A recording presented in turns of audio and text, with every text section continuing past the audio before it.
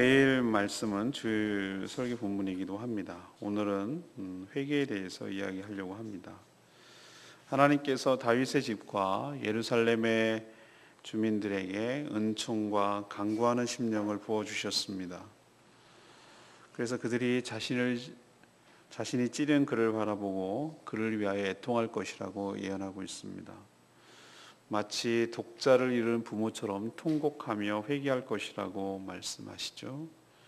하나님께서 회개의 영을 부어주시는 그날 예루살렘으로부터 시작해서 큰 애통이 있을 것이며 또 온 땅 각 족속이 따로 애통하되 모든 지파, 족속, 남녀노소가 각각 따로 애통하며 하나님께 참회 기도를 드릴 것이라고 예고하고 있는 그런 내용이 되겠습니다. 오늘 회개에 대해서 살펴보려고 하는데 첫 번째 우리에게 주시는 교훈은 하나님께서 각 심령에게 회개의 영을 부어주실 줄로 믿습니다.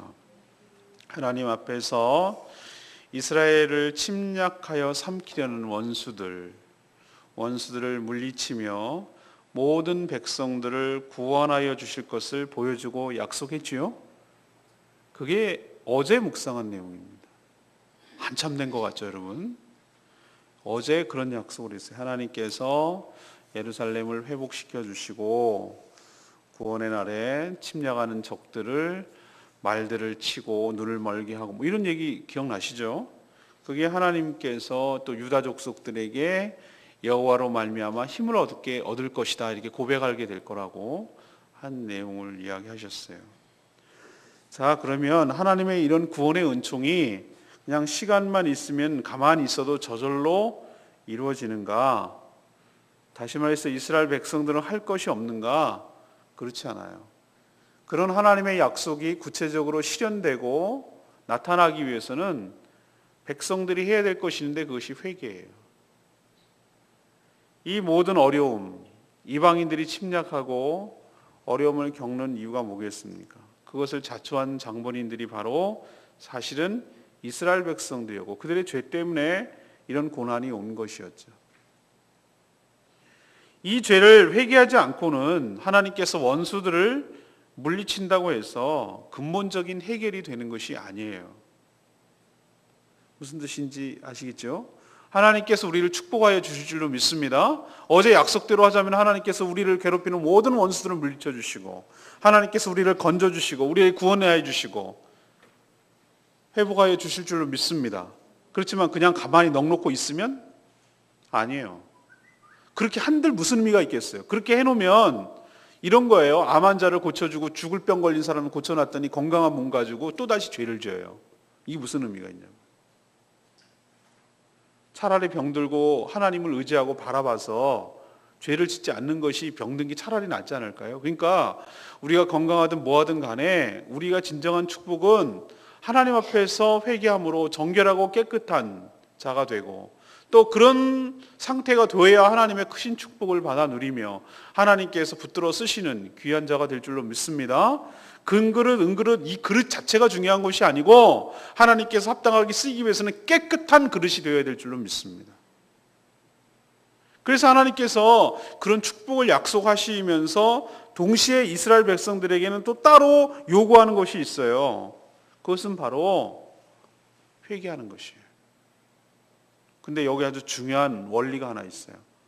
회개하는 것이 자기가 하는 줄 알아요. 겉으로 보기에는 자기가 하는 것처럼 회개가 맞아요. 자신이 해야 되는 거예요. 이스라엘 회개를 하나님이 할 수는 없어요. 그렇죠? 그게 무슨 회개예요? 하나님 앞에서 자기가 잘못했다고 인정하고 시인하는 것이 회개죠. 그런데 중요한 원리가 뭐라고 하냐면은 회개조차 자기 마음대로 안 된다는 거예요. 회개는 백성들이 하지만 그들에게 회개의 영을 부어주시는 것은 하나님이신 줄로 믿습니다.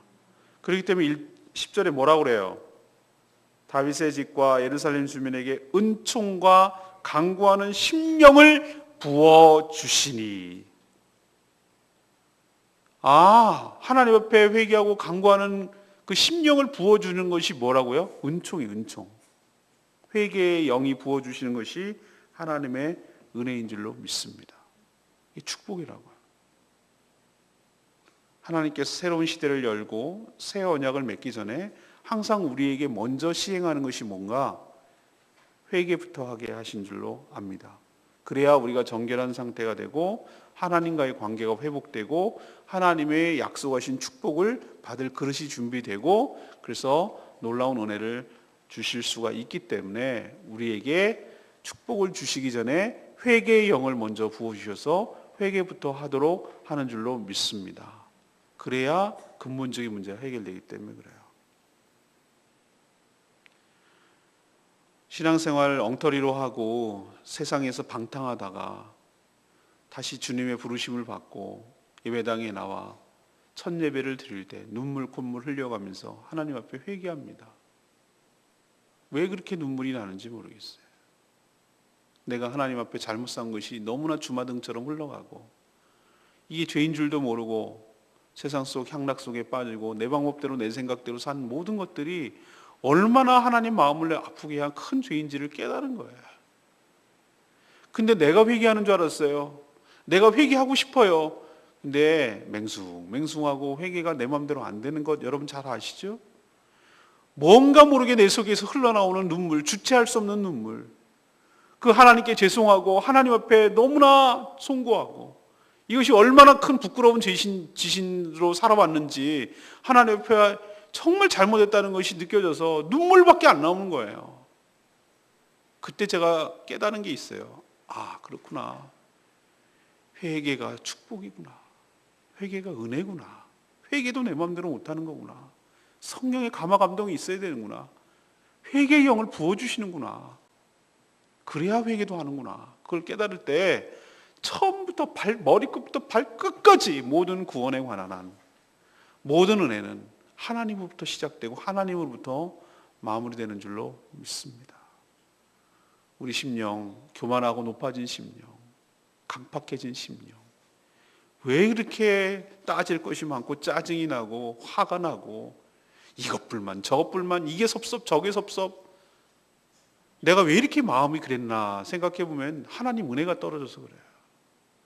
생각해 보면은 나 같은 죄를 건져주시고 이 자리에 있는 자체가 놀라운 기적이고 축복인데 너무나 많은 것을 가지려고 하고 내 마음대로 안 된다고 성질만 나고 이것 하나님께 회개할 때 하나님께서 크신 은혜를 부어주시고 약속하신 축복을 주실 줄로 믿습니다.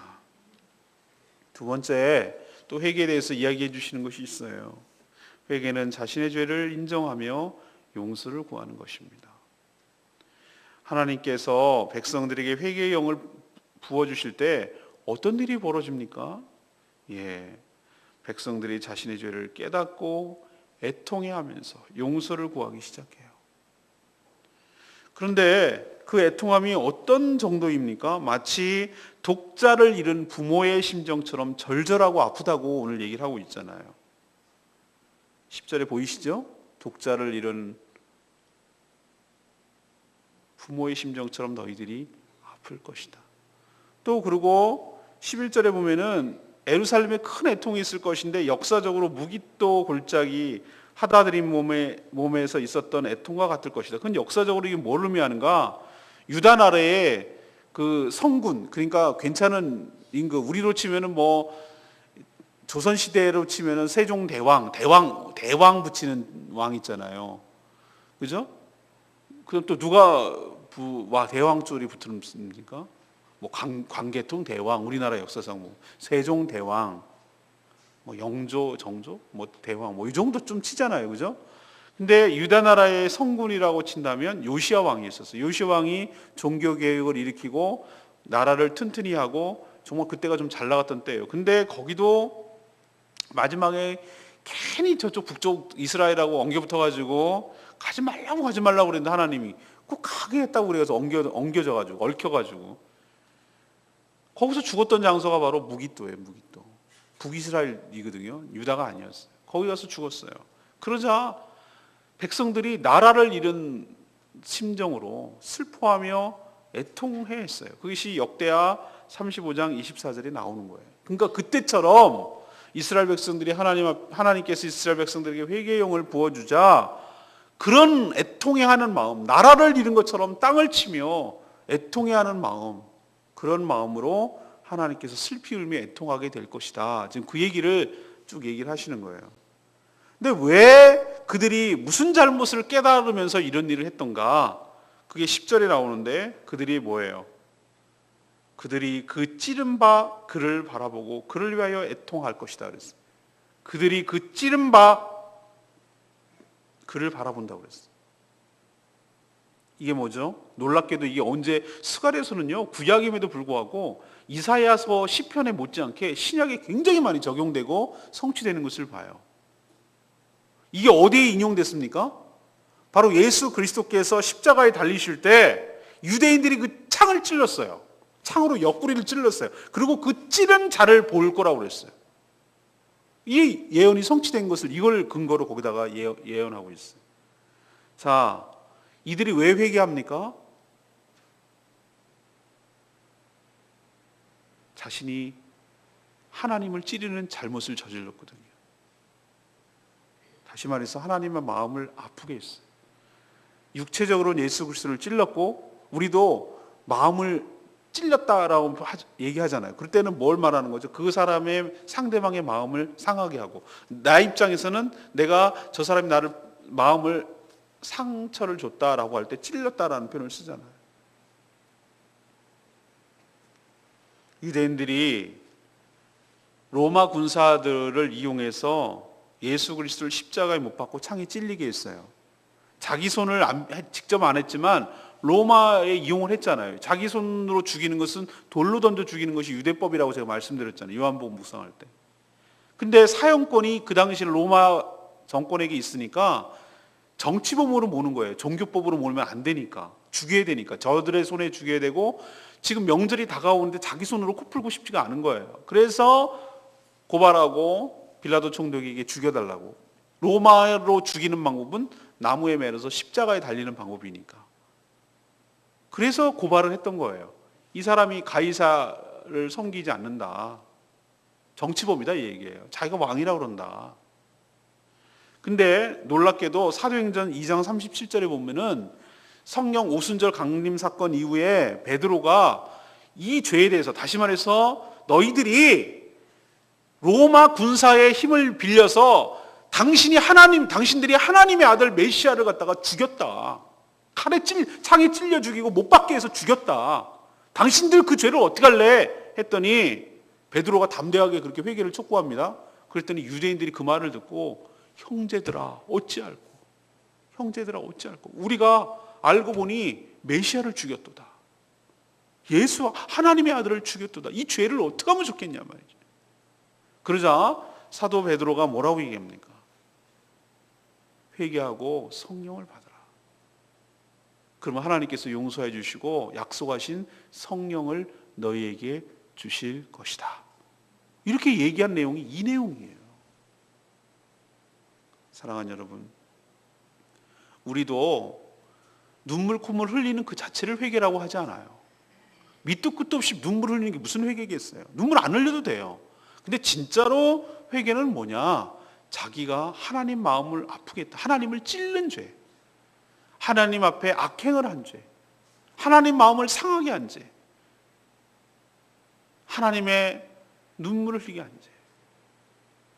하나님께 패역하고 하나님의 뜻을 거스르고 하나님을 대적하고 하나님과 반대되는 행동을 하고 하나님께 불순종하고 그렇게 살았던 모든 죄. 다시 말해서 하나님을 찌른 죄라고 통칭할 수 있는 이 하나님을 마음 상하게 한 이 죄를 놓고 그를 위하여 애통해하며 통회하며 자복하고 용서를 구할 때 이것이 진정한 회개이고 이렇게 할 때 하나님께서 용서하여 주실 줄로 믿습니다.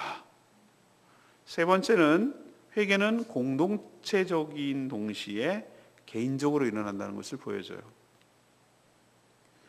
회개가 일어나는 것을 12절에부터 쭉 나오잖아요. 온 땅 각 족속이 따로 애통해하며 다윗의 족속은 족속대로 하고 또 아내들 나단의 족속 또 그들의 아내 레위 족속 그들의 아내 시므이 족속 그들의 아내 남은 족속들 다 각기 따로 그들의 아내도 다 같이 한다는 거예요. 왜 아내라고 그럽니까? 여자는 사람도 안 쳤거든. 근데 가족들까지 다 부녀 모두 다 포함하라는 거. 모든 사람들이 다 회개된다는 것을 보여주는 거잖아요. 그죠? 그러면서 또 뭐라고 합니까? 온 땅 각 족속이 다 그렇게 회개할 거라는 거잖아요. 그날 11절에 그날이 되면, 다시 말해서 회개의 날이 되면 하나님께서 회개의 영을 부어주셔서 온 이스라엘 백성들이 예외 없이 하나님께 참여하며 용서를 구할 날이 온다는 거예요. 그래서 예루살렘에 큰 애통이 있고 온 땅 각 족속, 여기는 이스라엘 범위를 넘어서는 것을 알 수 있죠. 수많은 이방 족속들, 하나님의 피조로 하신 모든 족속들, 저희들 포함되는 겁니다. 애통해하며 회개할 것입니다. 남편들만 하는 것 아니에요. 아내들도 하는 것이에요. 그런데 각각 다 따로 해야 돼요. 묻어가면 안 돼요. 보이시죠? 회개는 각각 하는 것이에요. 목사님이 회개했으니까 우린 퉁쳐요. 안 된다고. 그게 안 된단 말이에요. 특히 안 믿는 남편들 잘 들으셔야 되는데 오늘 다 나왔잖아요. 마누라 치맛자락 붙들고 어떻게 비벼가지고 어떻게 그 천국에 어떻게 가볼 생각하는 거 아주 비겁한 행동이고 안 된단 말이에요. 안 통해요. 여기는 오늘 뭐라고 그랬습니까? 공동체적으로 회개하고 각 개인적으로 회개해야 된다는 거예요. 각각 회개해야 된다고. 각각. 그럴 때 그 회개가 유효합니다. 몇 달을 갈다가 한 사람은 들림받고 한 사람 남을 거라고 그랬어요. 뭔 말이죠? 아무리 부부지간이라도 구원은 각각이에요. 아무리 부자지간해도 구원은 각각이에요. 제 말 이해하시겠습니까? 쌍둥이도 안 믿으면 누군 남고 누군 가는 거예요. 그렇기 때문에 회개는 그 심령이 해야 되는 거예요. 그렇기 때문에 하나님의 은혜고 각 심령이 해야 되기 때문에 구원은 각각 받는 것이에요. 그 사람이 죄를 자복하고 용서를 구해야 돼요. 누가 대표를 하면 안 돼요. 각 심령이 각각 해야 돼요. 회개는 결코 집단적으로 할 수가 없어요. 하나님은 그 회개하는 심령에게 뭐라고 합니까? 용서하시고 그 심령을 정결케 하실 줄로 믿습니다. 그런 자들이 모인 공동체를 하나님께서 회복하시고 축복하여 주실 줄로 믿습니다. 회개의 영을 부어달라고 하나님께 간구해야 될 줄로 믿습니다. 우리 가정, 이 교회, 이 나라와 이 민족, 우리 조국의 교회가 다시 살기 위해서는 하나님 앞에 간절히 회개하고 회개의 영이 불어야 될 줄로 믿습니다. 오늘 주일날 설교 동영상 찾느라고 1시간 반 보냈어요. 적절한 거 찾아내느라. 수많은 후보들이 있는데 어떻게 가장 적절할까 고민을 했어요.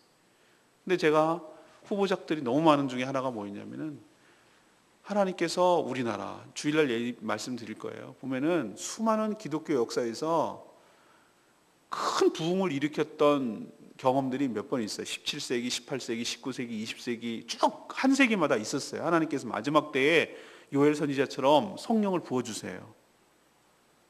마지막 그 찬양 있잖아요. 마지막 때가 되면 하나님께서 각 심령들에게 아베이들은 꿈을 꿀 것이요 청년들은 뭐 그거 있잖아요. 그 요엘 선지자의 예언이 이루어지는데 지금이 마지막 때라는 증거가 뭐냐면 요 몇백 년 사이에 청교도부터 시작해가지고 요 쭉 나가는 요 시대가 하나님께서 집단적으로 회개 운동을 일으키세요.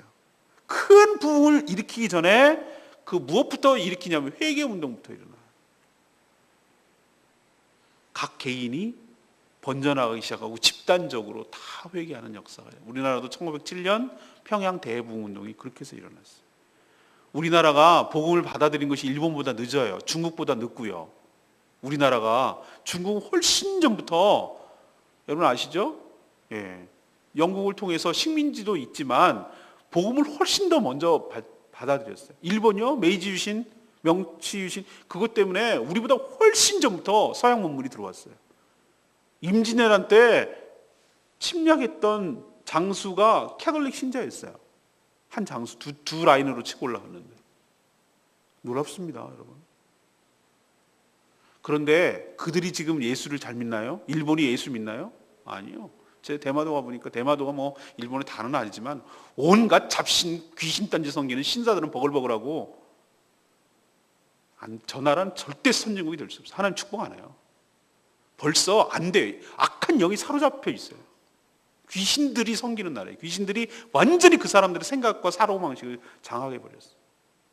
그런데 놀랍게도 하나님께서 이렇게 여러 가지 어려움을 당하고 이렇게 그냥 침을 당하고 상처를 당하고 침략을 당한 이 불쌍한 이민족에게 하나님 크신 선물을 하나 줬는데, 그 복음을 받아들이게 할 뿐만 아니라 대각선 운동, 1907년도에 평양 대부흥운동을 통해서 이 한국 교회가 들불처럼 번져나가도록 하나님께서 크신 축복을 주신 것이 얼마나 감사한지 몰라요.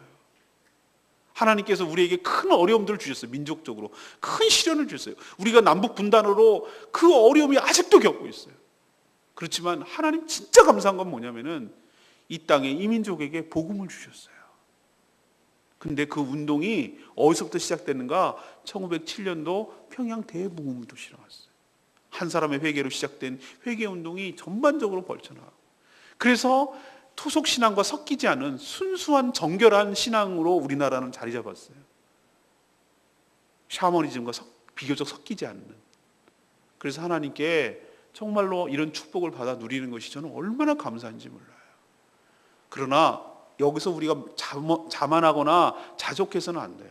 하나님께서 우리가 다시 한번 도약을 위해서는 17세기, 18세기, 19세기 영국에서, 웨일즈에서, 미국에서 있었던 수많은 부흥을 우리가 다시 경험하기 위해서는 정말 누군가가 하나로부터 시작되는, 저희들로부터 시작되는 회개운동이 일어나게 될 때 하나님께서 이 제주도 땅, 이 미신과 우상이 버글버글한 이 땅, 하나님께서 축복하시고 큰 부흥의 역사를 부어주실 줄로 믿습니다. 제가 가능성을 확인한 게, 지난번에 제주시 목사의 중창단에서 증도 1박 2일 MT를 갔다 왔는데, 전라남도 신안군 증도, 우리나라에서 복음화율이 제일 높다는 거기에요. 섬 주민이 증도에 2,100명, 2,000명인가 그런데 90%가 예수를 믿는다는 거 아닙니까? 난 담배 가게 없고 성당 없고 뭐 그 말에 내가 놀랬어요. 절이 없고 그 섬에. 거기도 섬이잖아요. 물론 다리가 놓아지긴 했지만. 그리고 신안군 전체가 35%라고 그러더라고요. 신안군이 증도가 속해 있는. 소망을 봅니다. 소망을. 제가 그래서 근데 문중경 전도사님, 그분이 6.25 때 그렇게 전부터 일제시대부터 복음을 전하고 순교했기 때문에 그 순교의 피가 그 땅에 복음을 적시고 지금까지도 영향력을 주고 수많은 목회자와 수많은 장로님들, 주의 일꾼들을 거기서 많이 배출했어요. 우리나라 전체적으로 보면 전라도가 복음유활이 최고 높아요. 그게 왜 그런가 했더니 그런 배경이 있는 거예요. 전 제주도도 가능성이 있고 소망이 있다고 확신합니다.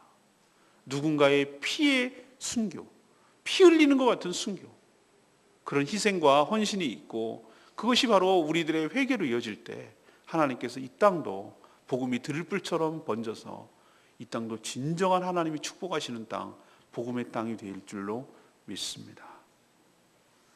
오늘 10절 말씀 역시 레마의 말씀이, 내가 다윗의 집과 예루살렘 주민에게 은총과 간구하는 심령을 부어주리니 그들이 그 찌른 바 그를 바라볼 것이다. 그를 위하여 애통할 것이다.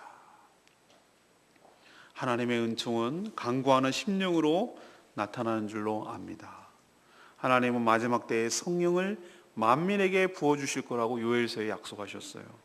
그 약속은 오순절 성령 강림으로 성취되어 있습니다. 5월 셋째 주가 성령 강림 주일이에요. 저희 교회는 성령 강림절을 지켜요. 맥추감사절 안 지켜요. 맥추감사절은 지독스럽게 구약적이에요. 아직도 내가 그때 또 말씀드리겠습니다만 한국 교회는 여전히 구약과 신약을 혼돈하고 있어요. 7월 첫 주에 드리라고 성경 어디에도 없어요. 자기네들이 임의로 정한 거예요. 그럼 산다는 말이 맥추감사절은 1년의 상반기에 대한 감사라나 추수감사절은 하반기, 이런 목회자가 그 말을 하고 있더라고요. 기가 막혔어요. 제가 성경 어디에도 없는 지어낸 말입니다. 맥추감사절이 바로 성령 강림절로 성취된 줄로 믿습니다. 이때 가서 또 말씀드릴게요. 그러나 여기서 그 얘기가 아니라 성령이 우리에게 임하자 가장 먼저 뚜렷하게 나타나는 현상이 무엇입니까? 바로 자신의 죄를 통회하는 일이었어요. 초대교회 때 제가 아까 말씀드린 베드로가 그 죄를 지적하자 두 가지, 스데반 집사님은 죄를 지적하자 돌로 쳐 죽이잖아요. 근데 베드로가 얘기하자 그 마음에 성령께서 강권적으로 역사하시고 그 자기가 잘못된 것이 인정이 되는 거예요. 우리가 예수를 죽였구나. 우리가 십자가에 못 박아서서 십자가 못 박는데 우리가 아우성쳤구나. 우리가 직접 죽인 건 아니지만 사실 우리 손으로 죽인 거나 다름이 없구나. 우리가 메시아를 죽였구나. 어떻게 하면 좋겠냐 이거. 우리가 하나님의 아들을 죽였어. 이 죄를 어떻게 하면 좋냐 이거. 이거는 씻을 수 없는 죄거든요. 그러자 하나님께서 뭐라고 그랬어요? 기회를 주신 거예요. 내가 니네들 예수님이 십자가에 달 때 그랬거든요. 이들이 하는 짓을 지금 자기가 무슨 짓을 하고 있는지 모릅니다. 주여 저들의 죄를 용서하소서. 나를 보고 용서해 주셔서 그렇게 말씀하셨거든요. 그래서 그들이 하나님이 용서해 주시는 이유는 딱 한 가지예요. 예수님이 십자가에서 그 말씀을 하시고 그 죄까지도 담당하시고 죽으셨기 때문에 우리가 회개할 때 용서받을 길이 열린 줄로 믿습니다. 그러자 성령이 주어지고 그들이 거듭나게 되고 그들이 세례를 받고 하루에 3,000명씩 회개하고 세례받고 그래서 놀라운 교회가 그때 초대교회가 생겨난 거예요. 회개의 주체는 죄인인 우리지만 회개를 할 수 있도록 심령을 주시고 영을 주시는 부분은 바로 하나님의 은혜인 줄로 믿습니다. 하나님이 그렇게 하시는 거예요. 우리도 회개할 때 우리 심령이 살고 우리 가정이 살고 우리 교회가 살고 이민족이 살고 이 조국의 한국교회가 살아나게 될 줄로 믿습니다. 오늘 세 가지 말씀을 드렸어요. 하나님께서는 각 심령에게 회개의 영을 부어주시는데 이것이 하나님의 가장 크신 은혜인 줄로 믿습니다. 회개하지 않으면 정결하지 못한 상태에 거기에 하나님의 축복이 얹어진들 더러워서 못 먹어요. 아무리 좋은 고기갈비를 개밥그릇에서 주면 먹겠어요 여러분? 못 먹어요. 여러분 그 이치랑 똑같습니다. 아무리 좋은 스파게티를 주면 뭐 하는데 쓰레기통에다가 잿더리에다가 얹어주면 누가 먹겠어요. 그렇지만 깨끗이 개밥그릇이라 하더라도 팍팍 문지르고 깨끗이 해가지고 설거지하고 그리고 거기다가 얹어주면 먹을 수 있어요. 깨끗한 게 중요한 거예요. 그릇이 뭐냐가 중요한 것이 아니라 하나님께서 우리를 사용하시고 우리의 기도를 들으시고 우리를 축복하시기 위하여 우리를 회개의 영을 부어주셔서 정결하게 하는 것부터 먼저 하신 줄로 믿습니다. 회개는 뭔가 하나님을 찔렀어요. 하나님을 우리가 찔른 죄를 회개하는 거예요. 하나님 마음을 아프게 했어요. 예수 그리스도를 십자가에 죽였어요. 우리 죄 때문에 죽였어요. 예수님을. 그 죄가 너무나 크고 심각하다는 걸 깨닫고 내가 예수님을 죽였다고요. 내 죄 때문에 예수님이 죽은 거니까 그 죄를 깨닫고 그 죄를 통회하고 자복하고 형제들아 우리가 어찌할꼬 우리가 메시아 예수를 죽였도다 라는 그 심령을 가지고 하나님 앞에 하는 거예요. 그를 위하여 한다고 그랬잖아요. 그를 위하여 그 하나님 앞에서 하나님 앞에서 그를 위하여 애통해 한다고 그랬잖아요. 오늘 분명히 얘기했잖아요. 그를 바라보고 하나님을 바라보고 하나님을 위하여 애통하기를 마치 독자를 잃은 것처럼 진실하고 진정성을 가지고 통해 자복하는 것이 회개일 줄로 믿습니다. 세 번째는 뭡니까? 회개는 묻어가는 거 아니에요. 같이 하니까 그냥 덩달아서 하는 거 아니에요. 물론 집단적으로 각 족속에게 회개의 영이 일어날 것입니다. 그러나 회개는 각 심령이 하는 거예요. 각자가 하는 거예요. 여러분도 이런 회개의 영을 받으셔서 진심으로 통해 자복함으로 정결하게 되고 회복하게 되고 하나님의 은혜와 축복을 받아 누리기에 부족함이 없는 그런 놀라운 은혜가 있게 되기를 간절히 축복합니다. 내일 연결시키고 이건 또 주일날 다시 한번 너무나 귀한 말씀이고 이 시대에 필요하고 스가랴서를 마무리하면서 꼭 주셔야 될 말씀이라고 생각하기 때문에 이것을 또 전하도록 하겠습니다. 우리 기도하기 전에 찬양집 24장 부르고 기도하겠습니다.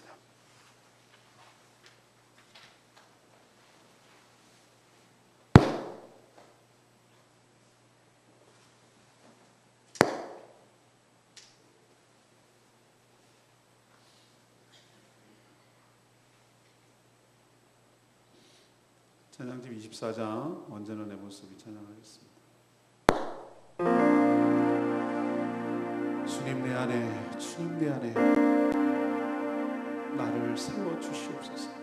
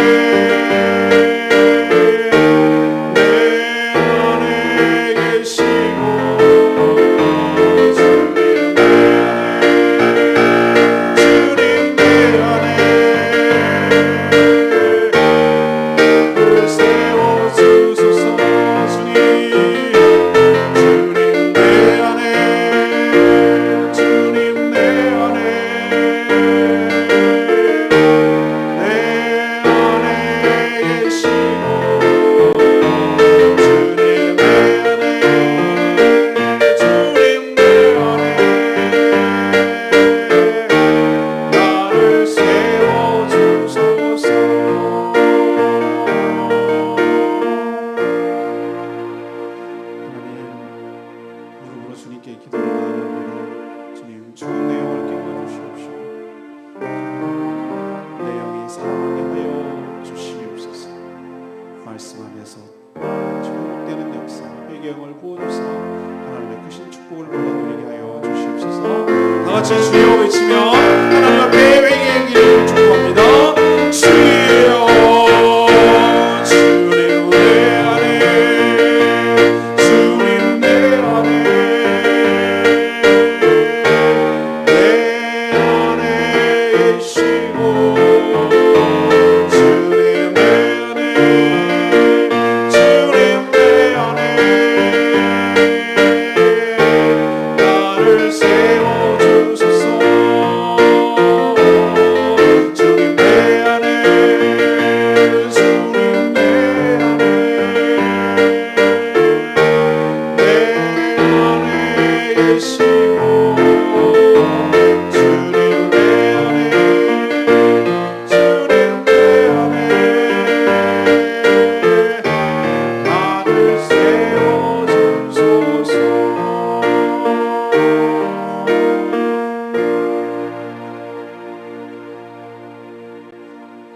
하나님, 저희도 은총을 베푸시어 회개의 영을 부어 주시옵소서. 저희들이 하나님의 마음을 아프게 하고 하나님을 찌르게 하고 예수 그리스도께서 십자가에 달리도록 한 죄인 중에 괴수입니다. 감히 하나님의 아들을 죽인 죄인이라 도저히 용서받을 길이 없지만 이런 우리들을 아시고 우리의 죄를 위하여 죽으신 줄로 믿고 그 보혈을 의지하여 주님 앞에 나아가 저희의 죄를 잡아가며 용서를 구하오니 우리의 모든 허물과 죄악을 용서하여 주시옵소서. 성령께서 저희들이 저지른 허물과 죄악을 구체적으로 생각나게 하시고 구체적으로 회개하며 아뢰게 하여 주시옵소서. 저희들이 믿는 모든 성도들이 먼저 회개의 영이 임하여 모두 다 회개함으로 이 나라와 이 민족과 저희 교회와 이 땅이 온전히 새롭게 되는 역사, 부흥의 역사를 경험하게 하여 주시옵소서. 오늘도 간과하는 모든 기도 주님께서 들어응답해 주시기를 원하옵고 예수 그리스도의 이름으로 축복하며 기도합니다. 아멘.